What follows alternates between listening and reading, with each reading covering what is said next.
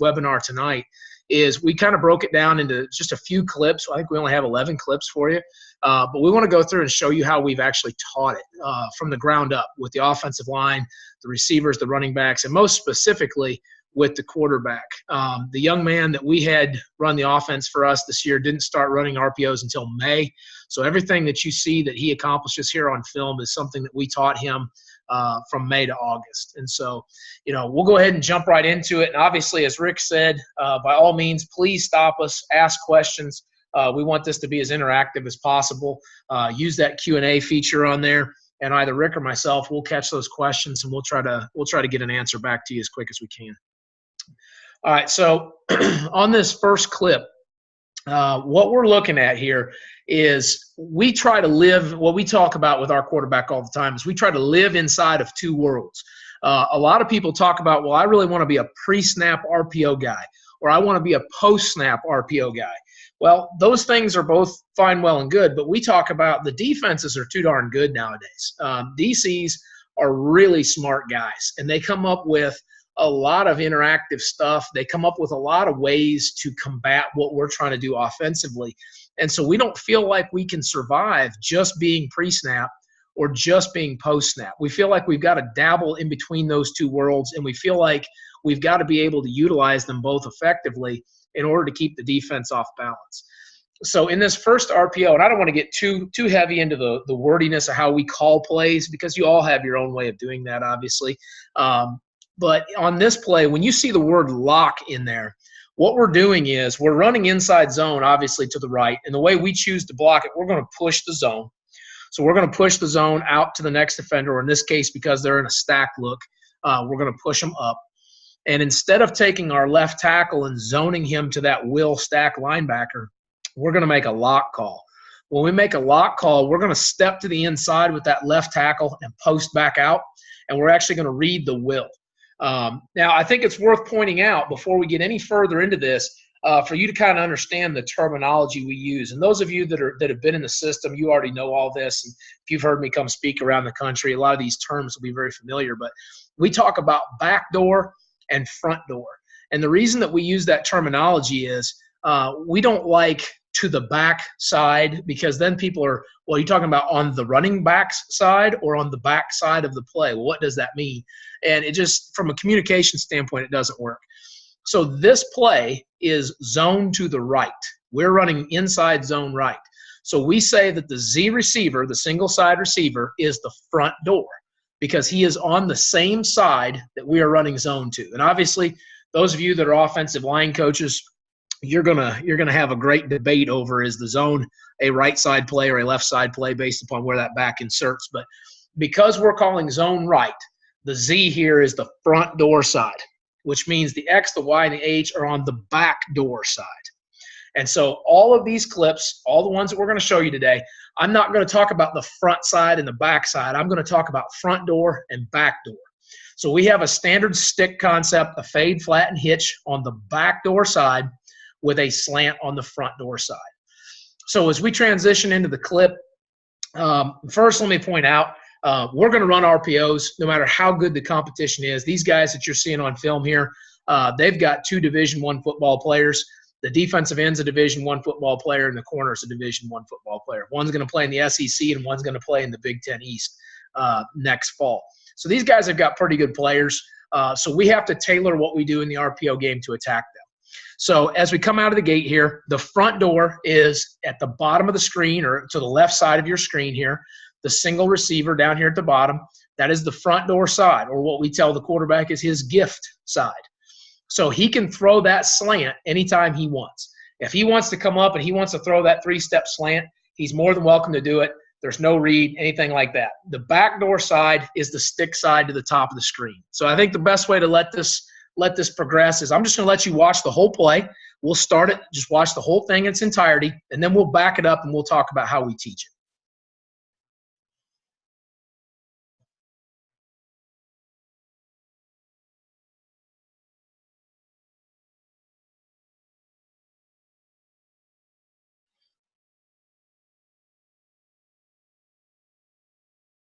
All right, so here we are. We're back at the start of the play. So how we're going to teach the quarterback is we're going to tell him if he ever likes the front door side, he can automatically take the snap, flip his hips, and throw that ball anytime he wants. That's his option to go there anytime he wants to go there. He doesn't have to worry about what coverages are in. He doesn't have to worry about a stunt, a front, anything. If he feels like he's got grass, he can make that throw. Well, the receiver that we have down here at the bottom of the screen is a backup receiver. We had a starter get knocked out, and he's lined up against a guy who's, as I said, going to be a Big Ten corner next year. So the quarterback is early in the game. The quarterback does not like that matchup. So we know that we're going to go ahead and we're going to X that one out. We're not going to make that read. We're not going to go over there. So now it's a backdoor read. So the guy that we're going to read is the linebacker that you see there right in front of the official. Looks like he's wearing 44 or 40, something like that, guy that we're circling right here. We're going to read that guy because he is the B-gap defender. The defensive end right in front of him is being locked. So we're going to step inside and turn that defensive end out. So the quarterback's only read now is to read that linebacker. So we immediately get into the combination of the two worlds. Is this a pre-snap RPO or is this a post-snap RPO? Well, a lot of people will tell you if the defensive end is being blocked that it is a pre-snap RPO. I don't agree with that. What our theory is if that defensive end is being turned out, I'm simply taking the read back one player. I'm taking the read from being a first-level defender to a second-level defender. The defensive end to the single receiver side, the nose tackle, and the two stack backers, these four players in this box right here, are of no consequence to us. The offensive line is going to push 4 for 4. So my left guard, center, right guard, and right tackle are going to push to those four players. My left tackle is going to turn out that defensive end, and the only player in the box that I cannot account for then is the stacked will backer behind the defensive end. So if you look up at our trip set, I have a fade by number 1, a flat by number 2, and a hitch by number 3. So if we let it go just another second here and we pause it right there, you can see this is a very easy read for the quarterback. The running back has inserted into the line of scrimmage. The quarterback has already made the read. You can see he's already pulled the football. He's bringing it back up to his shoulder, and he's going to execute the hitch route, the inside route in that stick concept, because the linebacker is clearly committing himself to the box. He's committing to the run.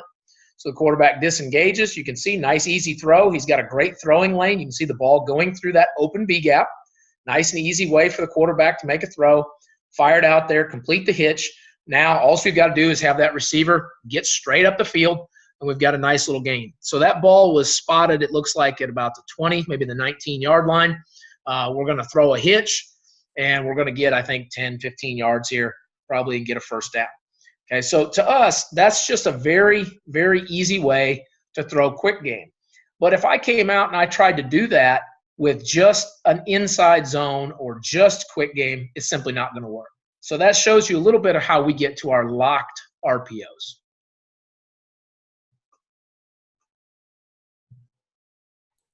Fellas, if you have a question, the slide right now shows that at the bottom, you can hit the Q&A, and then you can type your question.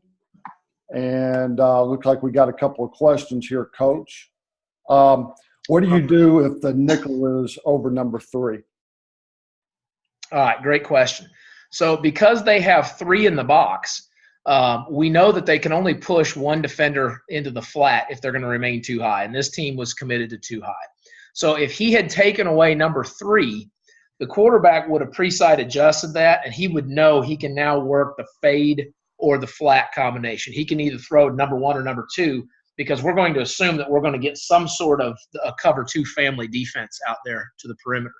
Now, if they consistently do that and they consistently want to cover number 3 down with the nickel, we would just call a different RPO. We would call a different pass concept on the lock version of it out there. All right. Got another question. I'm not sure the order, so I'm just going to go straight down these. What is your aiming point for the running back on inside zone, from Devin Lindley? Coach, that's a great question. If we run just straight inside zone and I don't tell him anything else, we tell our running back to chase the inside leg of the play side guard. So if I'm running zone right, he would chase the inside leg of the right guard. If that gap is filled, he would bend back behind the center. So we're basically an A-gap to A-gap inside zone team. We want that ball to hit in the two A-gaps. Now, we will also make another call where we can make a V call. And a V call means we're running a veer cut. Now that back is going to shuffle, and he's going to come right through the crack of the backside guard. And so that would just change the aiming point a little bit so that we can kind of mess with the defensive end and be able to read him a little bit more effectively. We got a question from service member Harry Batchelor. Will this be posted on the website, or do I need to take notes? I'd like to watch and listen instead of writing notes. I think that's a question more for you, Rick.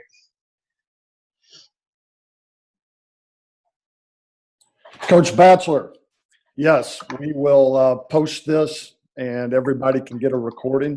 Great question. Let's go to Ed Roberts' question. Coach, we got a lot of 4-eyes that make it hard to block inside zone. How do you handle 3-4 teams? Yeah, we're going to still try to dig that 4-eye out if we can. We work with our offensive tackles a lot, especially if he's a tight 4-eye. If he's not really going to work down into that B gap, we're going to try to shuffle across and we're going to block him.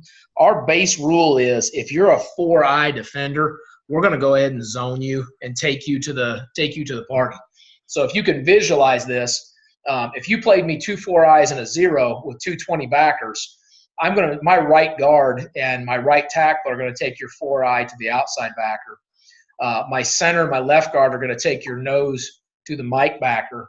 And then I'm going to block your 4-eye and read your 20 backer on the backside. And that's going to be our standard answer.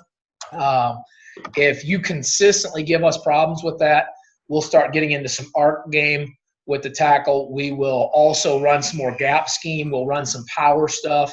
We'll also get into some tackle wrap. We did that a couple years ago. We ran a lot of tackle wrap because people gave us 4-eyes. But a lot of the answer to that is just changing how you block the box. But we're not gonna freak out about that. We'll also run we'll run outside zone. We'll put a sniffer in the game. If you're gonna play a lot of 4-eyes, we'll just run around you and RPO that way. So that's another thing we'll do. Hey, Rich, let's go on to the second play. Again, I see we can keep these questions up, and I think they'll pertain to the next play also. So we're going to come back and try to answer everybody's questions, but being respectful to time, let's move on real quick to the next play. Yep. I'm going to show that. I'm going to show that plays one last time.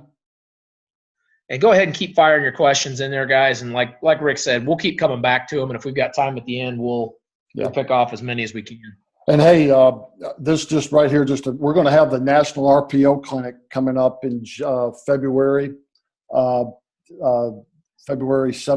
It's going to be in Orange County. Your entire staff can come for $100. Members of the Surface to Air are free. But it'll be 8 straight hours of Rich doing nothing but RPOs. That's February 17th.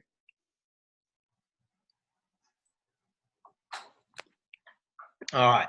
All right. So as we look at play 2 here, and again, coaches, as you have questions, fire them in there. We'll do the best we can, get as many answered as we can. Here we're in a sniffer set. We were very fortunate. The last couple years, we've had to make a tight end. And what I mean by that is we've had kids that are 5'7", 155 pounds, 160 pounds playing tight end. And they've done a great job. I think you can take a wide variety of body types and make that work. This past fall, for the first time in quite a while, I actually had a true tight end. He was a 6'2", 200-pound basketball player, very athletic kid. He could do a lot of stuff for us. And so we've played some teams here down the stretch that really tried to manipulate the edge, doing things like playing the 4-eye, trying to change how they play squeeze scrape on the perimeter and those sorts of things. And so one of the things that we do to combat that is we change the surface. And when you hear me talk about changing the surface, it's get a tight end in the game, get a sniffer tight end, as you see in this diagram in the game, 2 backs, all sorts of things. This RPO, again, we're zoned to the right. The front door is the Z receiver side. The back door is the X and the H's side. We're running a standard now screen to number 1. The blocking scheme that you see drawn up here with the sniffer is what we call a load option. And I try to tell people all the time, the similarities between the RPO game and the triple option are amazing. I mean, there's so much in common there.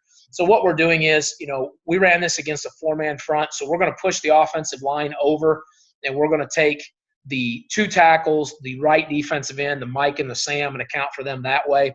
And then we're going to load option that will linebacker, which means now there's no squeeze scrape possibilities first level to second level. A lot of teams want to take that DN and crash him and bring the will around for your quarterback, and this alleviates that as a problem. So we go ahead and transition to the clip of it here, and we'll let it play once for you here so that you can see it play all the way out. Front door is at the top of the screen, back door is at the bottom of the screen.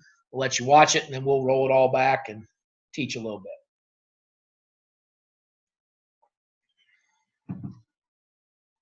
All right. I think the first thing to point out is, this game was critical for us. This was actually the game to get us to the playoffs this year. So it was a really big deal. We knew these guys were going to be big run stoppers. You can see by looking at the 2 kids that they've got at their defensive tackle and defensive end. They outweighed us. They outclassed us. In South Carolina, we have an event called the Shrine Bowl where the best few football players play, and one of those guys is going to the Shrine Bowl. So this is pretty good players up front. So we felt we had to get pretty creative. Defensively, they're throwing a little different wrinkle at us. They were already good on the D-line, but they wanted to commit an extra player. So you can see they've actually rolled this. They're in a 4-3. They've rolled the strong safety down onto our number 2 right in his face, and they're playing basically an off cover 3 right there. So we're going to push the zone to the right. We're going to bring the sniffer, the tight end, up and around to the linebacker you see just underneath the official right there. He's going to come up to the first linebacker in the box, and sometimes we get some confusion there. If you're looking at that from the standard, there's a Will, a Mike, and a Sam. The Sam being the guy up at the top of the screen, just outside the box there. The Mike is the guy standing right on the hash mark, and the Will is the guy standing there on about the 35-yard line. We're going to try to load the Will back, and we're going to push to the Mike and the Sam. Down here at the bottom of the screen, we're going to have our H-back cross the strong safety's face and go block the corner. And then our X is just going to sit it down on a now screen. Now, we feel like we've got a pretty good situation over here. So let's kind of imagine this out. Had the quarterback decided to go back door, okay, we just pause it right there. Let's say he had gone back door right here.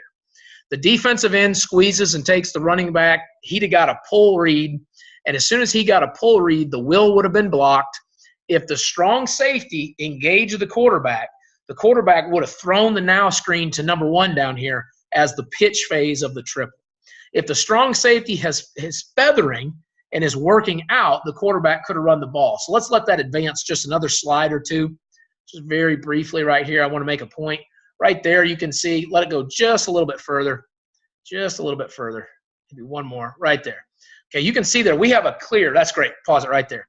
We have a great run lane right there for the quarterback. If you look at my player, number 6, he's going to load block that Will. You look at my H out here, has taken 2 with him. He's got the corner and the strong safety committed with him. So there's really nobody for the quarterback right there. If the quarterback had pulled this ball, he has a lane between my player that's wearing the number 1 jersey and my player wearing the number 6 jersey. There's a great run lane right there. Okay, so he could have had a great run on the triple side right there. And to be quite honest with you, when I called this play, that's what I thought I was going to get. I thought I was going to get a true pull read. The reason I made the load call is I thought I had an easy pull right there, and we would be running the ball into the boundary. Well, up at the top, you can see what the quarterback sees is the cornerback is playing, obviously, in a loose cover 3 alignment. He's given up 7 yards of ground, and the Sam backer is all the way down in here inside the box. He's playing basically behind the defensive end. So the quarterback makes the decision to go front door. I don't tell him any of this. I never tell him when to go front door and when to go back door. I coach him. I trust him. I teach as best as I'm capable of, and he makes these decisions. So to be honest with you, I was as surprised as anybody when he threw a touchdown right here because I thought he would go back door and we would be fine over here. Part of the reason we've thrown so many touchdowns and so few interceptions the last few years is because our quarterback makes some of those decisions for us, and he makes us right. So, again, that's another example of us working the front door for a really nice play.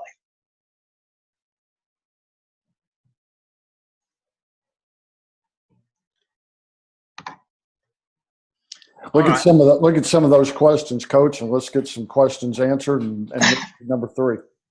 It says, are you always reading the linebacker responsible for the B gap? And if not, how do you determine which linebacker to read? Generally, that's from Rob. Rob, generally, we are reading either the defensive end, the linebacker right behind the defensive end, or we are making a pre-snap read on your number 2 defender from the sideline.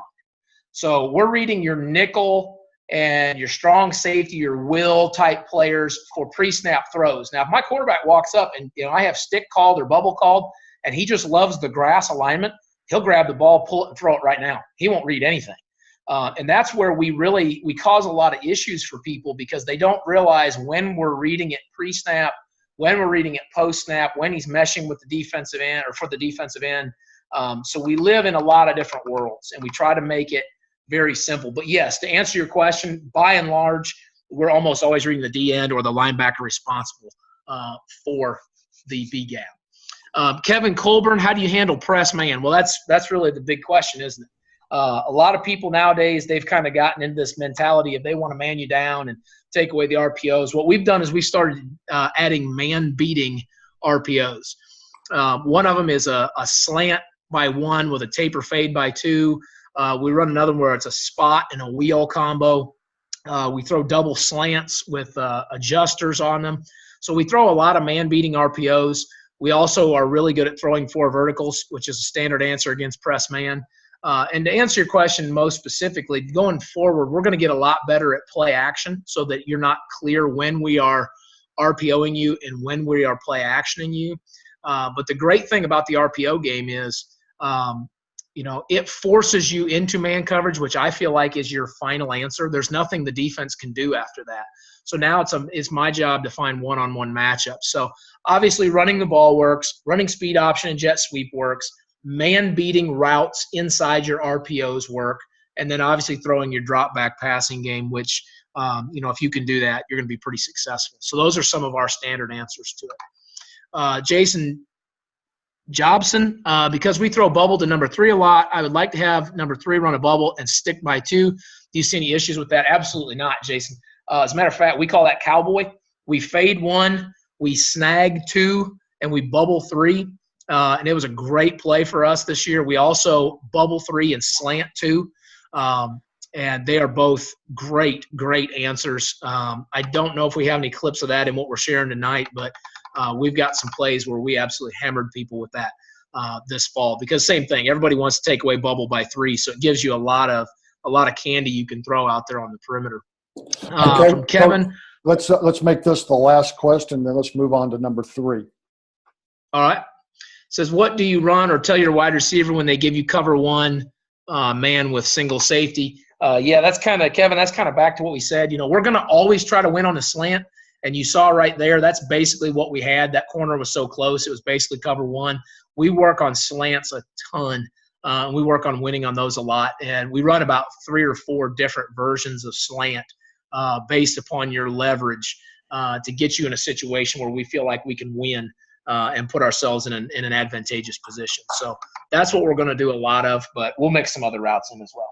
Hey, fellas, as you can see right there, Rich has come out with just out of necessity. Everybody says, I understand the play. I have a hard time teaching it. And his new book that comes out on Cyber Monday, look for that on Amazon. We'll get you more information about it. It's going to bridge the gap between just understanding the play, but then taking it to your players and coaches and teaching it. So look for that 1 week from tomorrow. Let's go to the next play, Coach. All right.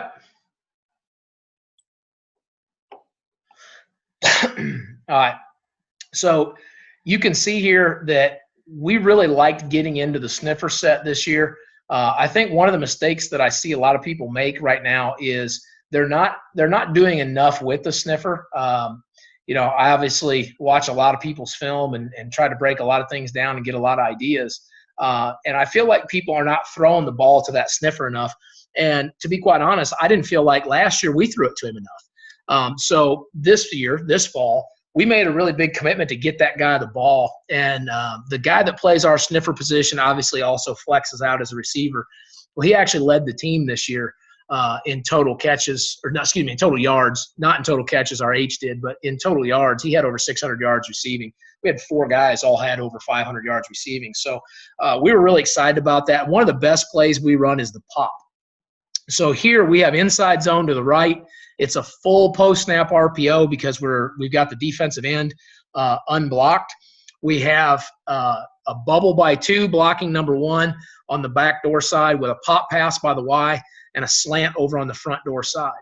And I think it's really worth pointing out here, coaches, the quarterback can throw to the H, the Y, or the Z right now. If he walks up to the line of scrimmage, he can throw the ball to any of those people at any point that he wants to pre-snap just because he likes the way the defense is aligned.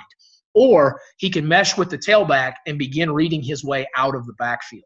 And I think that's really what we do different than the average RPO team is we allow our quarterback a ton of institutional freedom. This clip is actually against a 4A opponent. We're a 3A team, so this school has about 850 more kids than we do. We ended up scoring 40 points on them and beat them. It was our first win over a 4A school in quite some time. So we had to be very creative in how we ran these RPOs. These guys are playing a 3-4 defense. You can see they're basically in a quarters look. They're trying to play some flirtation stuff up the top there on the backdoor side with whether that's cover 2 or cover 4. What we're going to do here is we're going to, again, make an inside zone call. And as we play this one out, and just go ahead and we'll let it play here and watch it, you can see here, especially if you're an offensive line guy, you can see here my left tackle actually blocks that defensive end. And I think this is something great to point out. One or two things happened there. And I never asked the quarterback. I'm sure I did that game week, but I don't remember the answer. Either I screwed up, which is entirely possible, and I didn't get the call in correctly, and so the tackle may have heard lock instead of unlock. Or, and this is equally plausible, what may have happened is the quarterback may have locked that defensive end. I tell my quarterback anytime that I make a lock call, I want him to leave the lock on because there's a reason I did it. Anytime that I make a call that is unlocked, he is allowed to lock it. And the reason that he might want to lock it is if he knows he's going to throw the ball pre-snap. If he knows he's going to throw the ball pre-snap, he may elect to go ahead and lock that defensive end down just to make sure he has a little bit more time to throw. Now, you can see that he's got the potential for leverage up at the top with the bubble. He's got the potential for the pop pass. But if we let it play forward about just a second or two, go ahead and let this play just a little bit. Keep an eye on the will, the nickel, the invert, whatever you want to call him down here at the bottom of the screen. You can see he's starting to creep in. And as he creeps in, the quarterback already sees he can go front door. You can see he does a good job. He brings the ball down to his waist. Okay, but look at his helmet. Okay, we tell our quarterback all the time, they will follow the ball. They don't do – everybody talks about, well, I was reading the eyes of the quarterback. Well, that's very true when you play in the NFL. When that guy's 30 years old and he's got years and years of experience, he does read the quarterback's eyes. But most high school defenders aren't doing that. They're following the ball. So you can see there my quarterback does a great job sticking the ball down at waist level, and that invites that outside linebacker to come down in the box a little bit, and then he reloads that ball high and fires a slant in there, and the result is going to be about a 40-yard touchdown. Okay, and the kid he's throwing to is just a sophomore. Does a great job right there finding the right angle on the slant route, and then it's just all about splitting defenders and don't get tackled.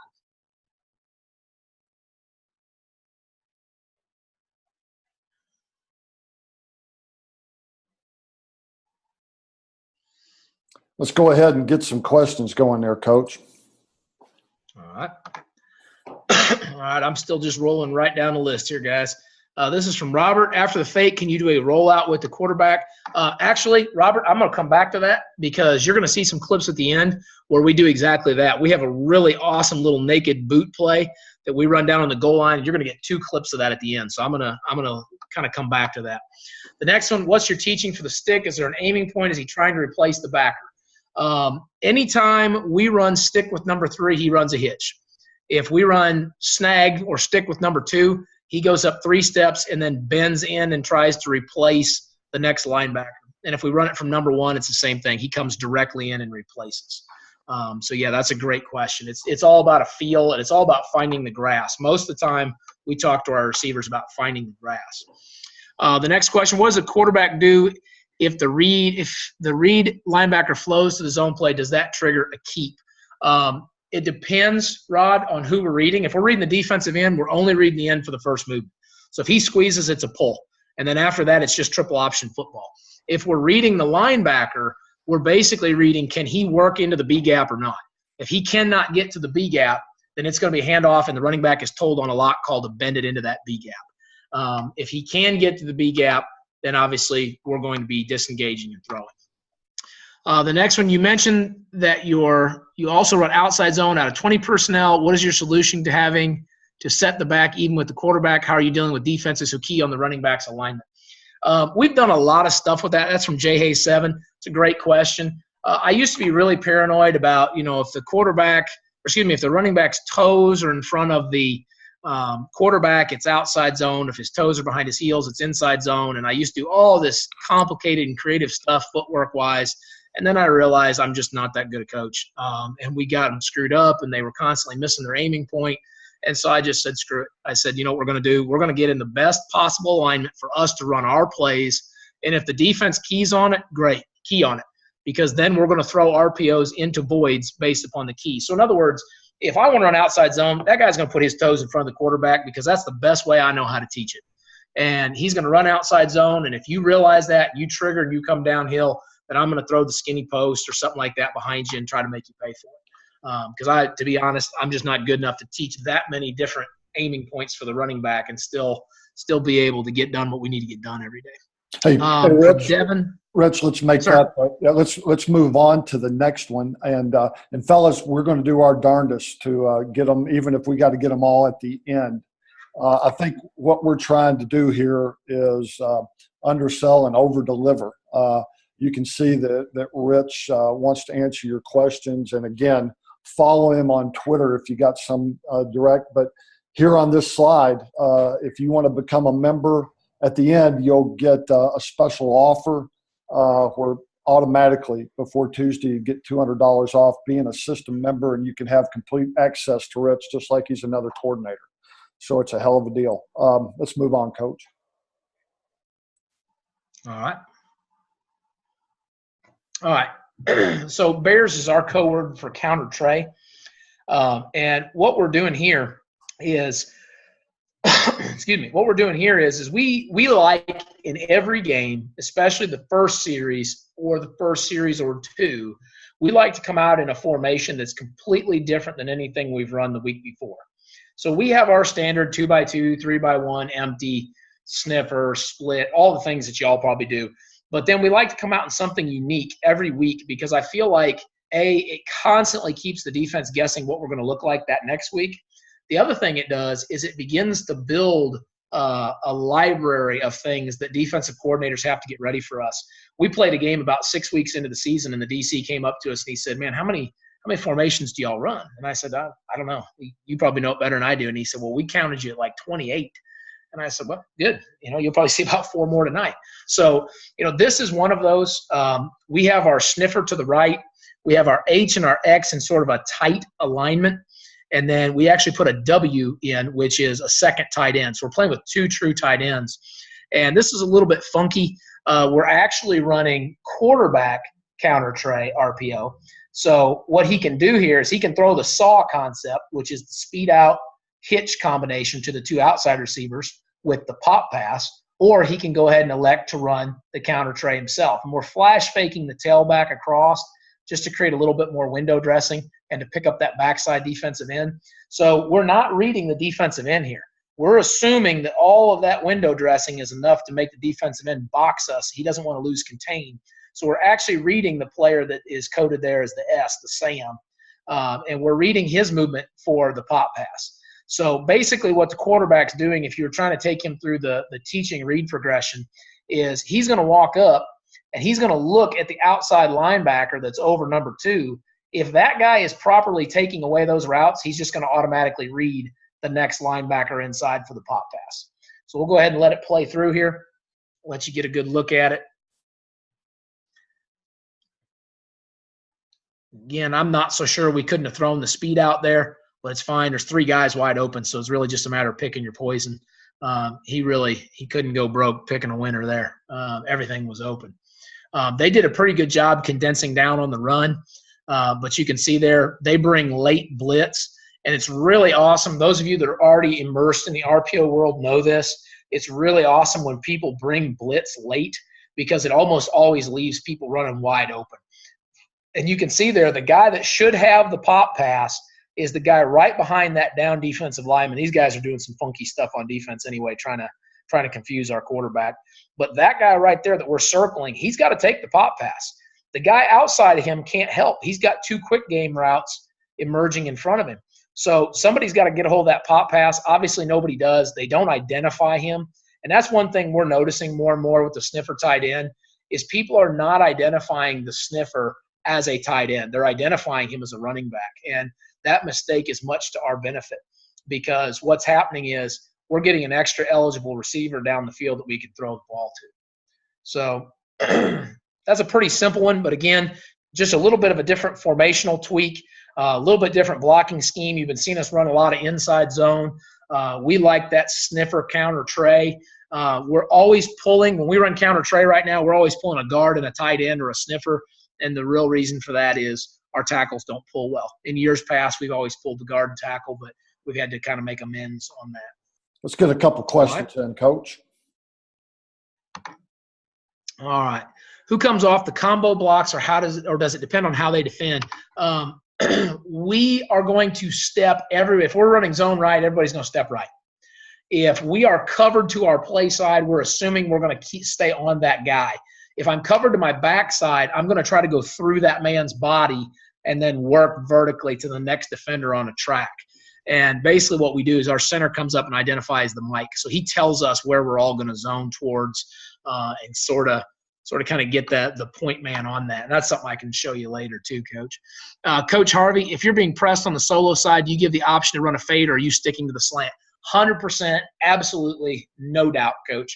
We are going to let the quarterback make that decision. If he gets press man on the front door side, we're going to tee it high and let it fly as much as we possibly can. And I tell him, I said, if you think he can win on the slant, leave him on the slant. But he's probably got 9 different routes he can call to that single receiver side and go over there and hopefully play just backyard one-on-one catch with it. So we're going to let him do that as much as he can.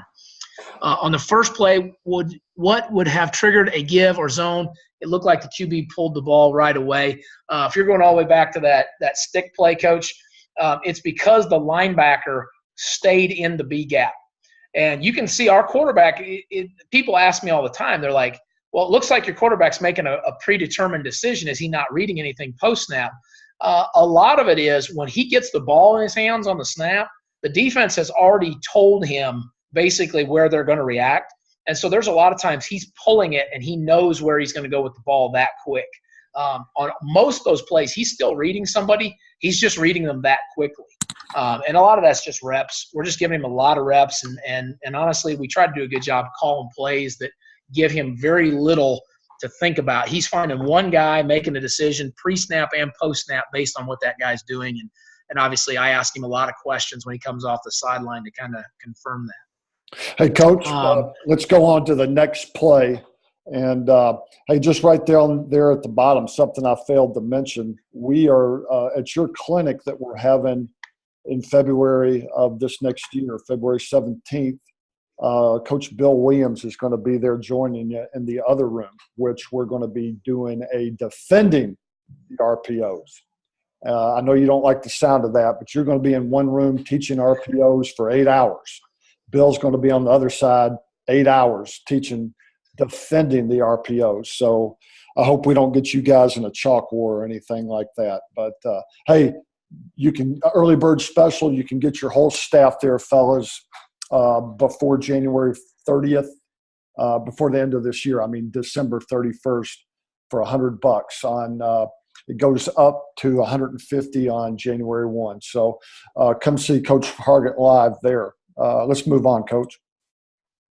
All right. All right, so sticking with the theme of running bears, running the counter tray, Here we're going to be running it to the left. So the front door side is the X. The back door side is back here where the Z and the H are. And we're just going to run it from a little different alignment. We're going to run it from a stack set. So now the quarterback is reading the defensive end, and he's reading the SAM. And so if the SAM does not go out and put 2 over 2 into that stack set, the quarterback should automatically disengage and throw. If the SAM does go out there, now we're just reading the defensive end. If he squeezes, we pull and replace. If he boxes, we hand it off. So let's go ahead and take a look at the clip on that. The stack stuff is really good stuff to us, and I'm sure some of y'all have done that sort of thing because it really forces the defense to have to stress. And you can see here, as we play this clip all the way through, the defense, this safety out here, he doesn't count to us. He's not a legitimate defender. So we could have thrown over there automatically. The quarterback has the advantage right now of neither the front door nor the backside receivers are covered down correctly. So he can literally take his pick of whether he wants to throw the boundary or the field. Personally, I'd have thrown down here to the boundary because it's a guarantee to just turn around and throw this bubble. But I think we all know quarterbacks love to test their arm out, and they love to make the big throw. So he's going to throw the 3-step slant up to the field. It's a great throw, good pitch and catch. Nothing wrong with that. So, again, he goes front door. He could have easily gone back door. But either way, this had better be a pre-snap throw because the way we teach it, if you're not taking away the pre-snap throw, the ball needs to come out. And you can see the defensive end's unblocked. We got plenty of time. He's got to run 5 yards to hit the quarterback. We better not hold it long enough for him to get hit. Now, you can also see here, if you're really kind of nitpicking, watch the quarterback at the snap and watch the running back. I fuss at the running back here for not having a good enough fake. A lot of times the quarterback will tell him if he's going to throw pre-snap, and they make that word up. I don't even know what word they use, to be honest with you. They make up a word, and the running back knows the quarterback's already predetermined pre-snap he's going to throw the ball, and so the running back just flashes across and blocks instead of actually running his track. And they do this a couple times a game. This is one of those, but they get under my skin a little bit because when they do that, we don't get a very good fake. So it almost just becomes a lazy play, action play. But, I think you can give your quarterbacks that freedom. I think you can let them do that. You just got to be careful they don't do it too many times. Obviously, this is a pretty good result. So another front door throw there. I like to show you some of these front door throws, coaches, because it's probably the thing we struggled for the last 2 years the most with was getting our quarterback to throw to the front door. And I think it's something that we got a lot better at this fall, and it really helped us. It really helped us throw for more yards. It helped us keep the defense a little bit more honest. I'll tell you what, you guys are asking great questions, and we're not keeping up, and we just want to serve y'all and make sure you get it. So let's get a couple going, Coach. It says, do you have a call for the QB to the running back if throwing the gift so the DN doesn't come free? Yeah, I think we just answered that one. We basically don't. We're just going to let that defensive end come free. If the quarterback wants to lock him, he can lock the defensive end, but most of the time we're going to flash fake that running back across and just let it ride because we don't feel like the defensive end can get there as quick as we're going to deliver the ball. We never want the quarterback holding it more than 1.5 seconds on an RPO anyway. From Booney, Coach, on the dive read here, how do you teach level 1 read on the DN? What terminology do you use? Not sure exactly what you're asking me there. On the dive read, how do you teach the level 1 read on the DN? I'm guessing you must be meaning like how do we decide for a give or pull? A lot of it is a feel thing. We've tried to read hips. We've tried to read shoulders. Most of what we teach our quarterback is if that defensive end squeezes down and replaces the tackle and you feel like there's daylight outside of him, pull it, replace, and go. If you feel like he clearly came off the line of scrimmage and into the backfield and is boxing it, hand it off. I've had a lot more success with telling the quarterback, and you'll see a clip here in just a minute on that. It's more of a feel than it is an actual science on, what tells me it's a give or a pull. I don't buy the shoulder thing and the hip thing. It's a feel. Did he come squeeze down? If he did, pull and replace. If he boxed you, give it. Hey, Coach, Matt Myers has a question. Let's finish this segment with him. How do you teach the offensive line? And this is this is the big thing going on to avoid lineman downfield penalties. And then speak to that, in your book coming up on Cyber Monday, a week from tomorrow, do you talk about things like that? Because again, it's all about, I know the play, but I need to teach the dang thing. So answer both of those. The lock zone makes a big difference. Gap scheme, counter stuff makes a difference because you're not getting linemen downfield as much. We have also put in calls that will slow our zone down. So we'll make a call that tells our offensive lineman to hang on the double team and don't come off of it until a linebacker runs into you. That tends to cut down on how many times you're called. To be honest, knock on wood, we were called the least number of times this year as we RPO'd the most. We snapped the ball 700 and some odd times this year. I haven't done all the numbers to know how many RPOs. I would say probably 400 plus. And I think we got called maybe twice, 3 times, something like that on illegal linemen downfield. I tell our offensive line coach, if we're going to flirt with the rules, we don't say we cheat. We say we flirt with the rules 60 times a game, and we get caught once. That's a pretty good percentage. If you speed with a car 60 days in a row and you get 1 speeding ticket, you're probably pretty fortunate. And so that's kind of how we feel that we don't get caught very much. When we do, lock the zone, we go to the counter, or we give ourselves a call where we slow the offensive lineman down on their double team. So that's kind of the Reader's Digest answer on that. Do you go through any of that on the book in terms of answering some of those questions and some of that craziness with the rep? Yes, we do. Okay. Again, that's coming out a week from Monday. Let's go to the next play.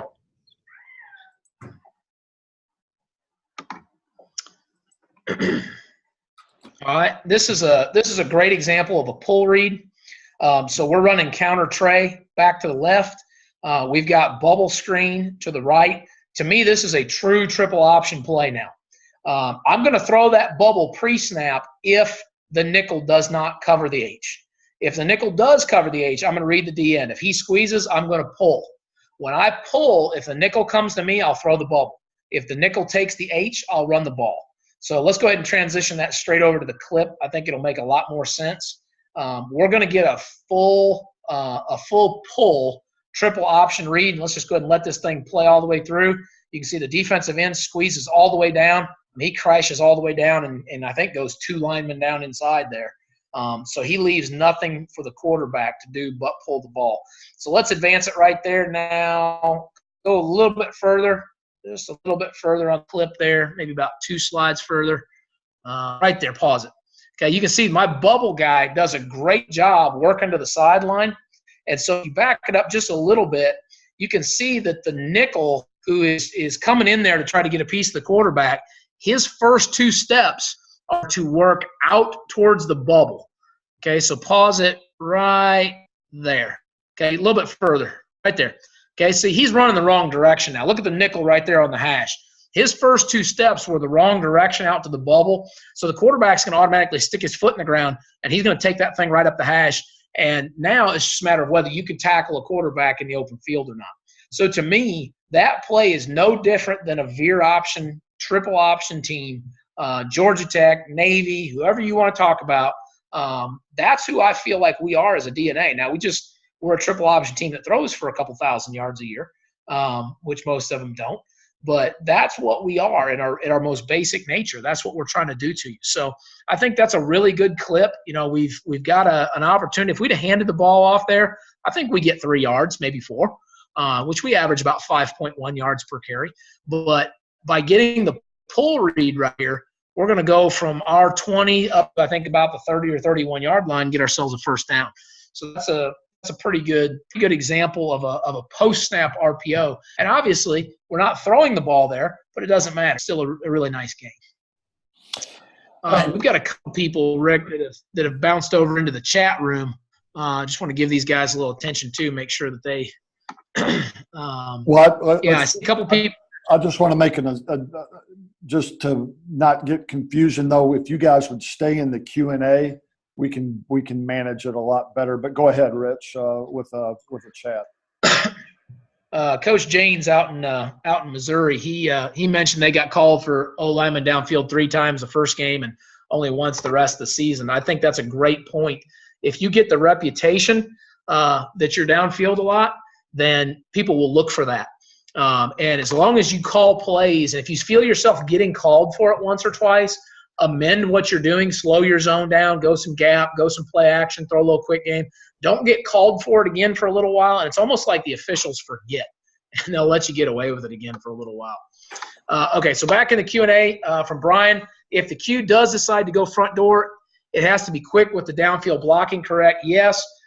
We have thrown touchdowns on a fade because the quarterback is told you got 1.5 seconds. So if you're going to throw the fade, catch it, line it up, put it in the air, let him run underneath it. We throw the slant, we throw the flat, the speed out, the hitch, the one-step slant, a couple in cuts. Everything is very quick developing. But yes, you're 100% right, Brian. Whatever you throw out there, it's got to be pretty darn quick.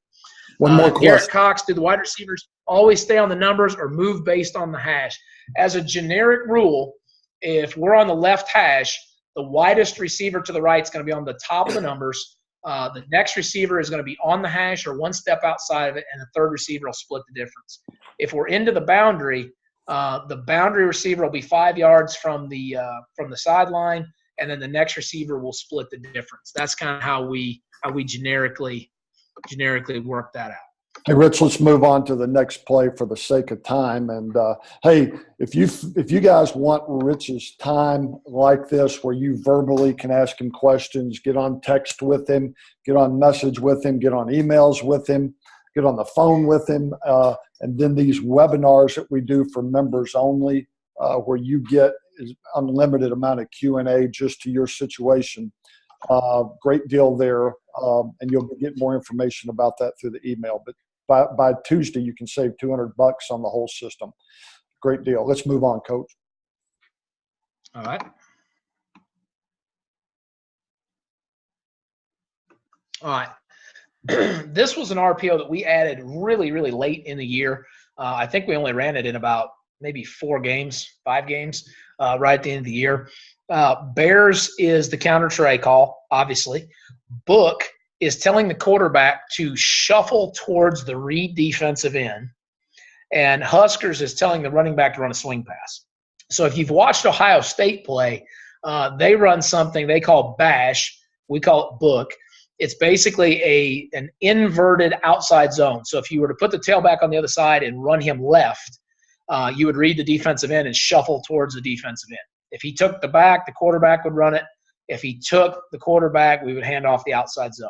It's the same thing. What we tell our quarterback is we're running outside zone to the tailback. It just happens to be a swing screen. If the defensive end takes the swing screen, the quarterback will run the counter tray back the other way. So let's go ahead and switch over to film in the interest of time. Let you see this. You can see here, I'm just going to go ahead and talk right over this one.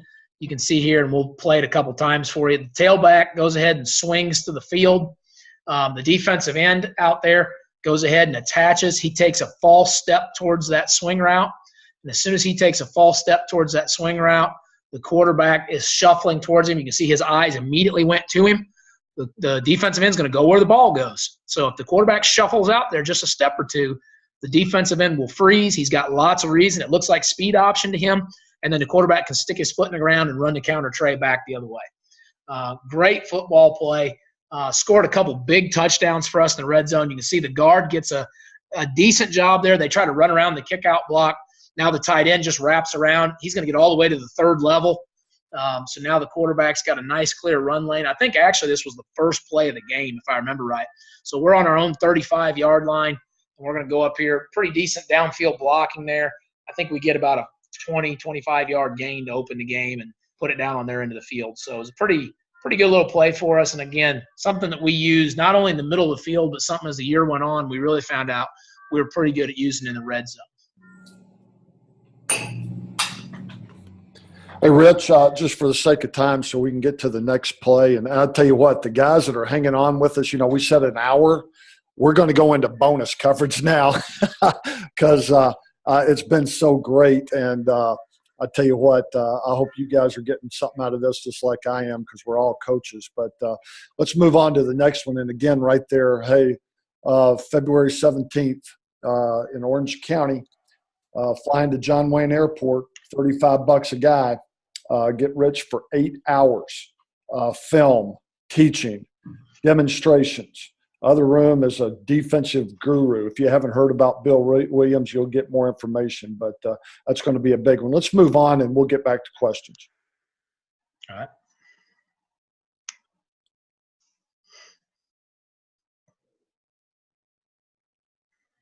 You see that? All right, this is something that we got to this really late in the year, but for those of you that like the buck sweep, I started out years ago as a wing T guy when I first started coaching in Central Illinois.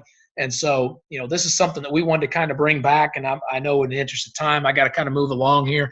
We're going to run standard buck sweep blocking, down with the sniffer, down with the tackle, pull the guard for the first thing outside, block back with the center, and pull the backside guard around to wrap. We added the quarterback because we felt like it timed a little bit better. So we're going to run the tailback around and actually double team your invert, your Sam, your nickel, whatever you want to call that guy. And we're going to take the H around and kick out your corner and have a now screen by the X. So what we told our quarterback to do is he could run up the hash, and if he had daylight, take it. But if he had a cushion out there or we had a 2-on-1 advantage, he could go ahead and spit that ball out sideways to the X. So if we go ahead and transition over to the film, this is actually in our first round playoff game. This is early in the game. This is, I think, actually on our first series of the game. Pretty good football team here that we're playing. I think they were ranked number 4 in the state. We ended up losing late in the game on the last play of the game to them. But you can see here, quarterback does a good job. He's going to go ahead and take this thing horizontally. We're going to get 2 pulling guards out in front. We get a 2-on-1 advantage on the perimeter. So the quarterback's going to go ahead and spit that ball out to the X receiver. And we get a great block by our H back, and he takes it down. Our X takes it down the sideline for, I think, about a 22 or 23-yard gain, puts it down on their end of the field right away. So really neat RPO. This is just another thing that we're trying to do now is we're trying to branch out. We've always been good at running inside zone and outside zone and one-back power. Those have always kind of been our holy trinity of RPO run plays. Now we're getting more and more into the counter tray. Here we're branching out into the buck sweep. I just think buck sweep's a really good football play, and it's been a really good football play for close to 100 years. And I think it's something that you can get some more life out of if you're willing to put RPOs. And this is obviously a front door RPO for us, which is kind of rocking the boat a little bit because, we don't roll into a front door RPO very much. So it's a real tendency breaker for the defense, but I think it's something you can incorporate really easy into your offense. Let's get a couple questions. Let's catch up on them. All right, Michael, do you find more success with running formation into the boundary? If you want to throw the now screens, Michael, yes. I mean, it's really cool to run formation in the boundary because a lot of times you get those corners walk off and you can get some really cheap hitches and now screens in there. From Eric, if the QB pulls and the strong safety lingers, do you teach the QB to be patient and pull the strong safety to him or to get it out? We try to tell him to be an actor and pull that guy back in as much as we can because we then want to re-expand the defense with the throw. But my quarterback was a pretty dynamic dude this year, and he wanted to run it. My guy the year before wanted to throw it a little bit more. But, yeah, we try to suck him in as much as we can and throw that ball back out to the perimeter if we can. From Brant, we run power and trap for inside runs, not inside zone. The sniffer is usually our kick-out guy. Do you have any two-back RPOs where the backfield action is towards the sniffer? We do a little bit. One of the things we'll do if you want two backs to the sniffer is we'll go sniffer right, put two backs in, and run outside zone. So now you've got a lead back and the sniffer, and we'll throw the backside out route, hitch, post, slant, now screen, all kinds of stuff out the back door of that, Brant, and that's pretty good stuff for us. So yeah, we'll do quite a bit of that. Hey, Rich, from Quentin Johnson. Yeah, read that question kind of slow here, Coach, because it comes up with me all the time just talking to coaches. So Quentin Johnson's question, I think, speaks to a lot of us. Go ahead. All right. It says, Coach, how does your quarterback know when to hand the ball off instead of passing it? Well, let's say that we're reading the defensive end. If that defensive end does not squeeze the tackle's block down, so let's say we're running zone right, the tackle's going to immediately step and try to get down into the B gap. If the tackle does that and the defensive end separates from him, meaning there's a gap between them, then we want to automatically hand that football off, because that means there's a track for the running back to cut back and run underneath there where the defensive end can't get down in there. If we're locking it, we're doing the same thing with the B-gap linebacker. If the B-gap linebacker is standing right in that gap, 4 yards deep, then we want to pull it and expand the ball outside of him. But if he is, say, outside the defensive end and he has to be a fall-in player back into the B-gap, then we know we can hand it off and get our 4 yards. And so that's a lot of what we talk to our quarterback about, is assessing, can he hand the ball off and can the running back get 4 yards based upon, how that guy's playing. That's a great question, and it comes up a lot. And it's a lot easier to teach that when you can get on a dry erase board or you can get in front of somebody and visually show that. But hopefully that answer helps a little bit.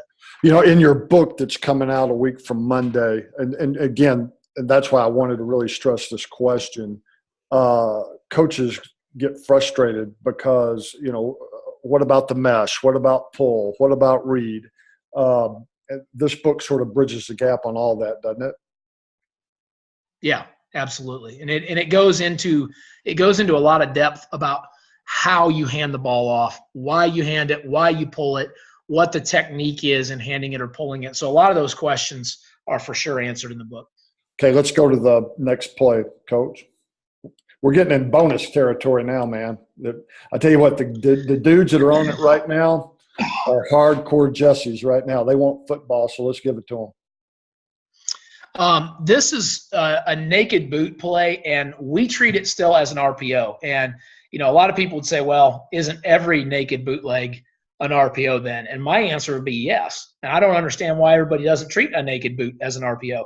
What we're going to do here is we have the front door slant by the Z. Quarterback can take it anytime he wants. We're going to fake the tailback to the right, and all 5 linemen are going to sell a hard run block to the right and then pass pro.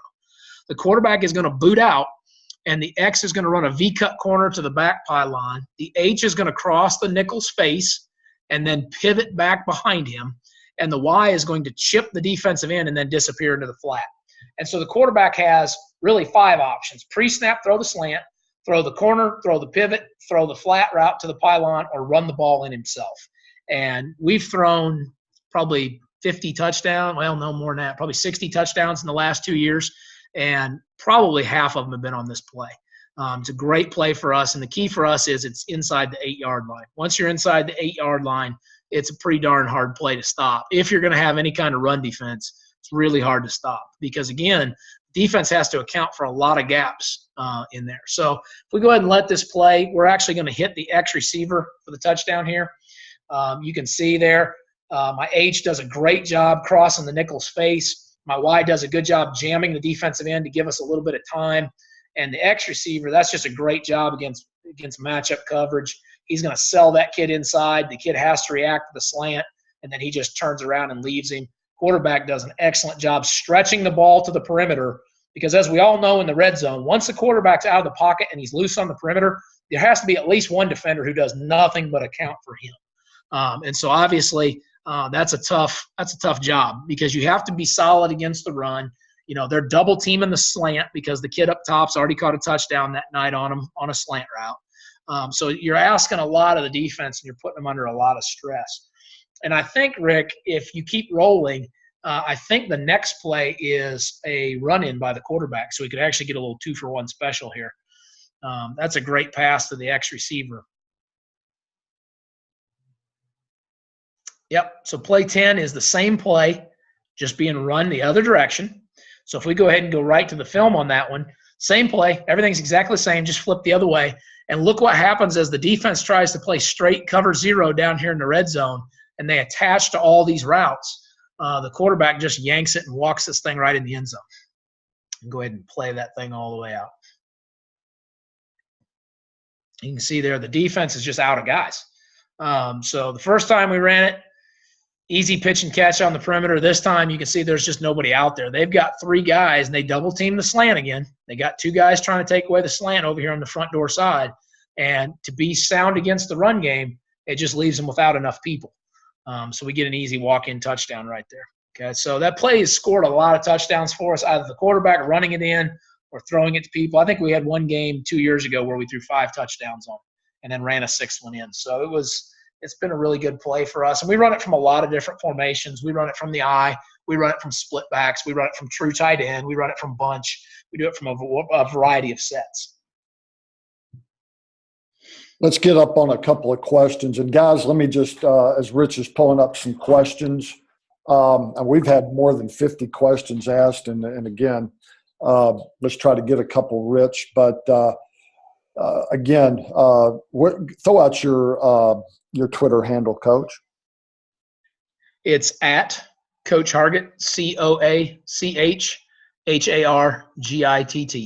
And you guys will also get an email. You probably have all gotten an email from us, and you will get an email from us at the conclusion of this. If you want to write out your questions, we'll make sure we get them all answered. I think what you're seeing here is a dude that wants to coach ball and help others be successful and sharing what he does. Let's get a couple questions. Well, these first three right here in a row are three pretty good ones. It says, how do you handle the scrape exchange?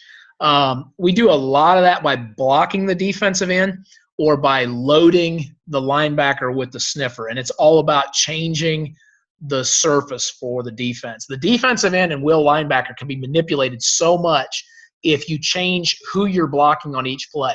And we do that really with three blocking schemes. Our tight end can block the end, or he can block the backer. Our tackle can block the end, or he can block the backer. So there's two different guys can block either one of those two defenders, and that really screws up the squeeze scrape pretty bad. The next question is, how would you differentiate between an RPO and play action? Does this go against the idea of the RPO? Absolutely not. As a matter of fact, that's one of the futures in the surface-to-air system that we're going to be going to, is putting more play action in and muddying the water between true RPO and play action for the defense so they can't tell what we're doing. And I think for us, the difference is simply we're going to sell run and pass pro versus an actual run is an RPO. So if the line is run blocking and it can be handed off, it's an RPO. If the line is selling a run block and then pass setting, it's a play action pass. So that Beyonce play, they're selling run, but it's a pass play.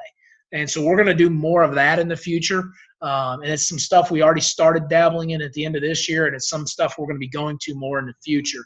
And then the third question there is from Aaron Witten, and I just want to shout out to Coach Witten.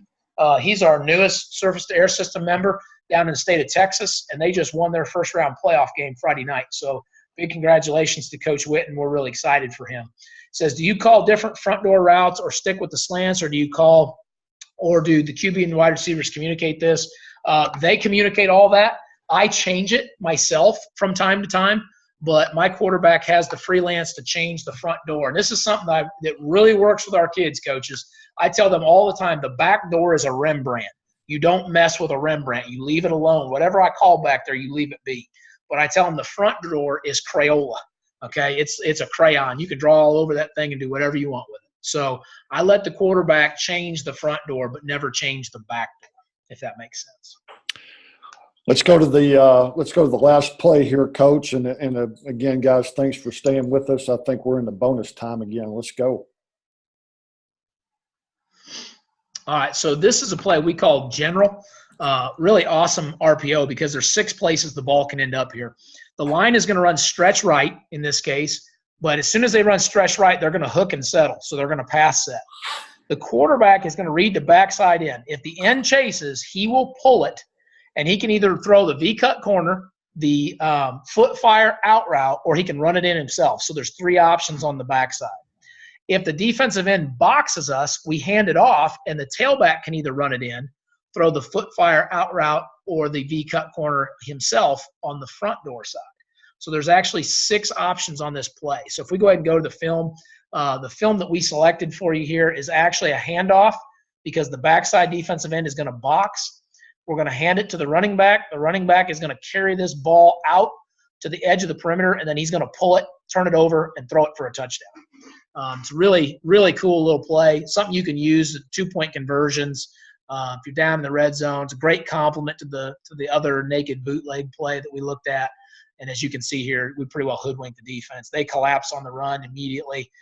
They're playing man coverage down here. There's like 8 guys committed to the run. So as soon as he turns that ball over and throws it, there's nobody out there. That kid just walks in the back of the end zone. It's an easy touchdown. So that's a really good play. You know, being good in the red zone is a big, big part of being a successful spread offense today. Because a lot of defenses can't hang with you from the 20 to the 20.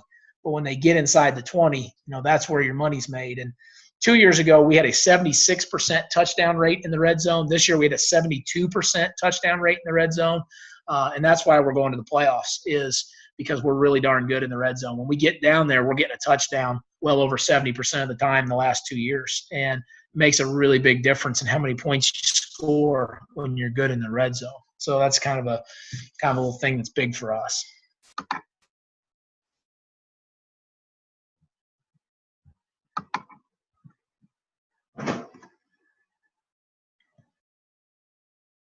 Rich, before we get to the last few questions, because that was our last play, again, we appreciate how many guys have been here during this last extra 16, 17 minutes. But what I think you're seeing here is, and Rich Hargitt, and I always brag on him so he doesn't have to, but is a guy that wants to be an extra assistant coach in your back pocket. And that's what the surface-to-air system does.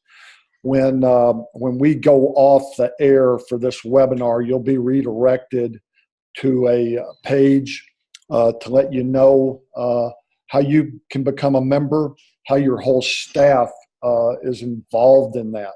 So from your varsity staff to your JV staff to your freshman staff, you have access to this man and what he does. Before January 1st, when actually within the next 2 days before prices go up, you can use the code word webinar and you get $200 off instantaneously. So you'll be redirected to that. There's a website there at the bottom if you just want to click on it yourself.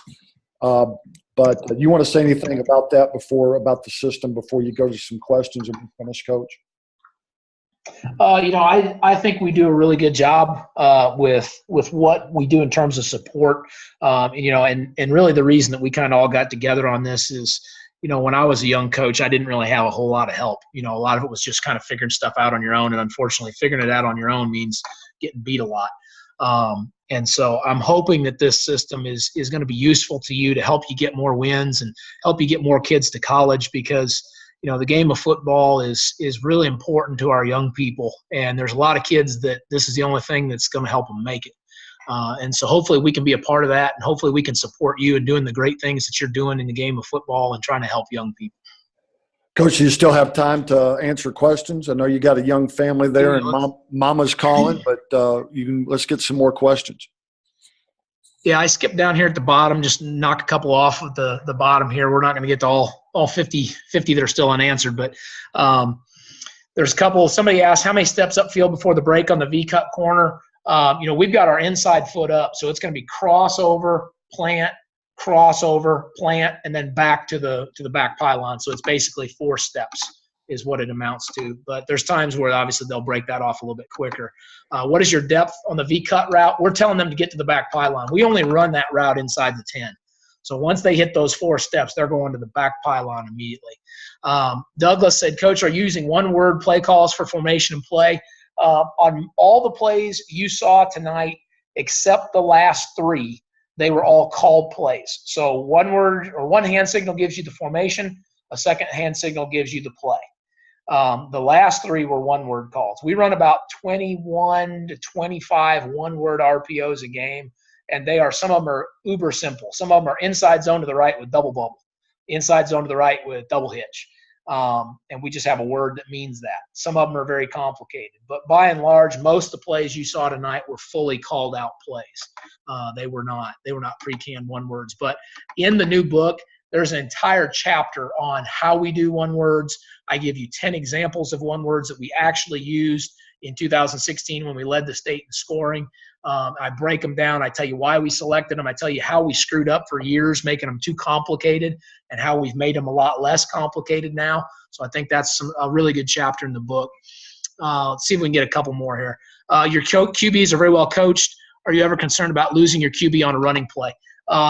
We've had our quarterback knocked out of one game each of the last 2 years. Now, we've been very fortunate. The good Lord's watched after us that we didn't lose him for longer than that. But to be honest with you, no, And I used to run the triple option when I was a really young head coach. And I learned back then, it is what it is. The game's hard. The game's violent. You better coach the backup. And you better have guys that are ready to play. And now there are times where we try to be smart about it. We've had some games this year where we thought we were probably going to win, or games where we knew we were going to struggle, and we reduced the number of hits on him. He had a sprained ankle for a game this year, and so we locked almost every RPO. And he threw for 400-plus yards that night because all of his RPOs were locked. And he really couldn't run very easily. But, there's other games where we're unlocking him and he's pulling it and he's running for 100 yards. So I think you got to be smart about that. You got to pick and choose how much you want to see him get hit and how much you want to see him run. But by and large, you just got to let him play. But I think there are some caveats in there to make him a little less likely to get hit. On your bootleg, do you have the QB spin out or keep his chest towards the routes? They love to spin out. I don't care, but they've all over the years decided they like to spin out. I think they've seen Auburn and people doing that, and so they think they're pretty cool when they do it. So a lot of them just naturally start to spin out on it now. Did the kids come up with a name for that play, or is that some kind of name scheme I'm missing? If you're talking about Beyonce, we said something about the play. The play looked really good, or I said it was really hot or something like that. And one of our kids said, well, if it's hot, then it must be Beyonce. And so that's how they named it. And so our kids kind of help us with some of the one-word calls. Let's try to do two more here. Coach, how do you work to keep the play simple for your offense but continually add more formations and plays? That's kind of the best thing we do is the terminology, the system of play names is super simple. So, you're seeing me add one word and it changes the whole blocking scheme. And so what we've done is every play is one hand signal, and then each tag onto it is one more signal. And so if I do two hand signals, it gets to be a lot of window dressing. If I put three on there, it's going to look totally different to the defense. And so, that really helps us kind of add pieces on and layer it. And it's never been a problem. Our kids understand the basic of it so well that we can add little chunks to it later on as we go. Hey, Rich. Eric, what is your practice time? Yeah, go ahead. No, answer that one. But then look over in the chat. There's guys Will do. Buzzing it up in the chat. If you can take a few more minutes, I'm not real sure where I can't see that. But go ahead and answer. It says, what does your practice time look like as far as working the reads and the mesh? To be honest with you, we only work on that in pre-practice for about 7 or 8 minutes. And after, now obviously early in the season, spring ball, that sort of thing, you have to do it a little bit more. But when we actually get to the season, we're only working on it 5, 6, 7 minutes a day. And then the rest of it, we're getting live in our team time. And so it's not something that we have to work on a great deal, but it is something that you have to do, you have to do a little bit of from time to time. But we generally spend about 5 minutes a day doing it. All right, so over in the chat room, got a couple people just thanking us. Somebody said we use Beyonce in general with a ton of success in the red zone and on 2-point conversions. A couple people talking about communications. Well, let me just stop. A couple people started to talk about. Go ahead. One person's talking about third-level RPO reads. We are getting into that more and more. So if that's something that you do, by all means, hit me up on Twitter and tag me in some points on that. I would love to see that, how some of y'all are doing the third level RPOs. One of the things we do in the surface to air system that's really cool is when we have our weekly webinars like this, a lot of the guys that are in the system do a great job of chiming in and saying, hey, here's something that we're doing off of the system that's really cool, and then it's great for me because I get to steal it and I get to use it. So we get a lot of great ideas. That's one of the great things about the system that's been created here is, and that's really Rick and Alex have done a great job with that, is it becomes a real forum. By joining the system, it's a forum. It's not just me sitting here giving you stuff. It's all of us giving each other stuff and making us a lot better coaches. And that's something that I've really appreciated, and I think it's really helped us become a better team too. You don't even know this. This is I put this out to our members. We are going to implement it's a thing called Telegram, and I'm working it out to where our members can go back and forth in our own community, share their plays, share what's working, ask questions about when they get stuck. So that's just another benefit, plus just having you. And fellas, again, hit Coach Hargitt up at Coach Hargitt on Twitter if you DM him. Also, you'll get our email address if you want to ask questions. That's coachingprocesswins@gmail.com. But several ways to get a hold of us, and we answer any of your questions. Some of the ones here that didn't get answered, I feel bad about. There's a system member, Trent Fine. Coach, sorry we hadn't answered it yet, but we sure will. And you can hit Rich up on a direct text to ask him that question, Trent. Coach Witten had another question. Coach, hit him up on direct text. That's just a perk of being a member. And but I think you guys have seen that we want to deliver, and we don't want to BS. We want to share football. And I hear Rich still typing away, answering questions. So you're doing a hell of a job, man. I appreciate it, Rick. Thanks for setting this up tonight, man. Well, again, fellas, hit Coach Hargitt up. It's at Coach Hargitt, right? At Coach Hargitt? Yes, sir. At Coach Hargitt. I didn't miss anything there, did I? I'm bad on that Twitter. At Coach Hargitt. No, you're good.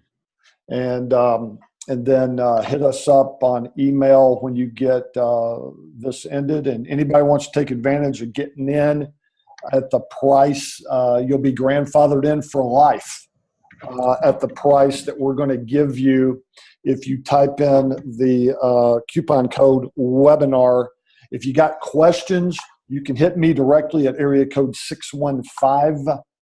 615-556-9599. And then if you want to speak to Rich and we get him on the phone and you've got some issues, some things that are just about you and you're weighing what you need to do to get into the system, we'll get Rich on the phone with you and I'll make that happen. Is that all right, Rich?